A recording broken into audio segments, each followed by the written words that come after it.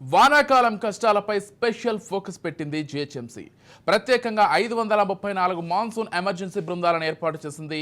అందులో mobile 157, static 242 బృందాలు, CRMP రోడ్లపై 29, డిఆర్ఎఫ్ 30 బృందాలు, పోలీస్ శాఖ 13 బృందాలు, విద్యుత్ శాఖ 41, వాటర్ వర్క్స్ 22 బృందాలను ఏర్పాటు చేసింది.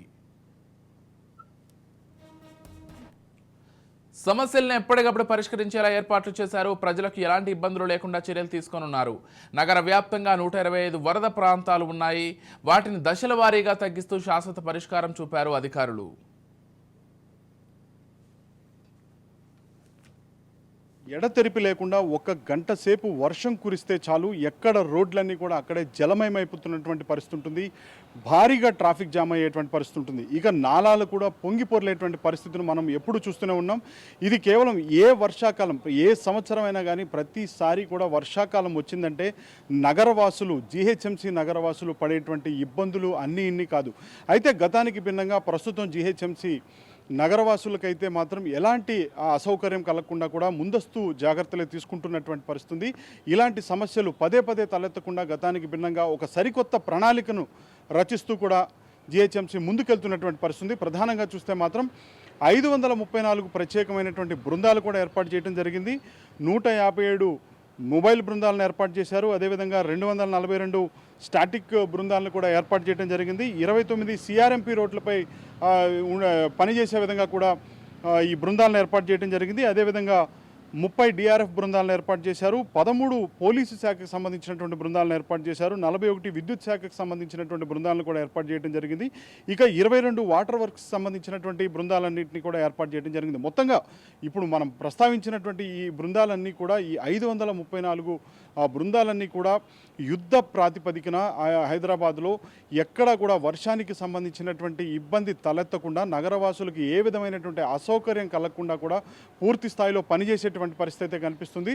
సో మొత్తంగా ఎక్కడికక్కడైతే ఇప్పటికే నాలాల్లో కూడా, అంటే చాలామంది ఇటు వ్యర్థాలు కావచ్చు, ఇతరత్ర వ్యర్థాలు కావచ్చు, చెత్త కావచ్చు, అక్కడ దాంట్లో నాలాల్లో కూడా వేస్తున్నటువంటి నేపథ్యంలో నాలాలన్నీ కూడా ఫ్లోటింగ్ అనేటువంటిది ఆగిపోయి పూర్తి స్థాయిలో కూడా పొంగి పొర్లుతున్నటువంటి పరిస్థితి కూడా మనం చూసాం.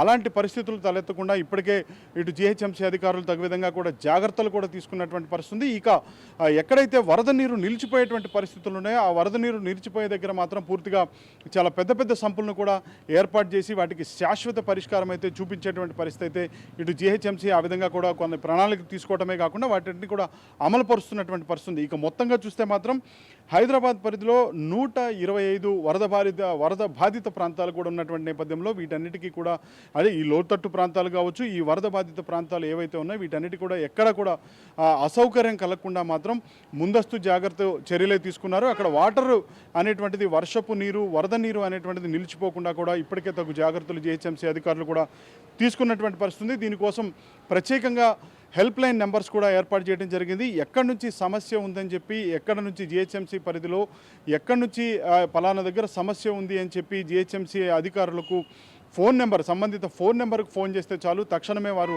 రెస్పాండ్ అవటం, అంటే స్పందించడమే కాకుండా తక్షణమే ఆ సమస్య ఏదైతే ఉందో దానికి పరిష్కారం చూపించే విధంగా కూడా చర్యలు తీసుకుంటున్నటువంటి పరిస్థితి. సో మొత్తంగా చూస్తే మాత్రం గతాలకు, అంటే గత సంవత్సరాలకు గతానికి భిన్నంగా కూడా జిహెచ్ఎంసీ అయితే సరికొత్త ప్రణాళికలతో 534 ప్రత్యేక బృందాలను, తుఫాను ప్రత్యేక బృందాలను కూడా ఏర్పాటు చేసి మొత్తంగా ఎక్కడా కూడా సమస్యలు తలెత్తకుండా నగరవాసులకు, జిహెచ్ఎంసీ నగరవాసులకు ఎవరికి కూడా ఎక్కడ ఎలాంటి అసౌకర్యం కలగకుండా కూడా పూర్తి స్థాయి జాగ్రత్తలు తీసుకుందనేటువంటిదే మనం చెప్పాలి.